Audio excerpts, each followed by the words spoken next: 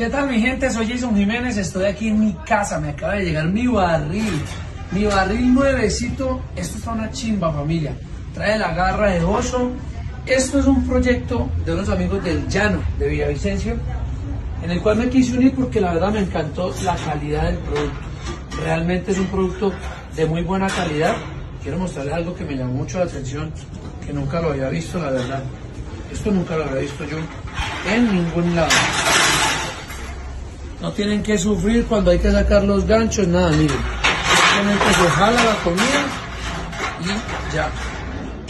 Está una chimba este producto, muchachos. Viene con todos sus accesorios. Les voy a dejar la página oficial para que ustedes mismos entren y verifiquen toda la calidad, todas las especificaciones del producto. Soy Jason Jiménez. Disfrútenlo, son los mejores, están hechos con el corazón. No.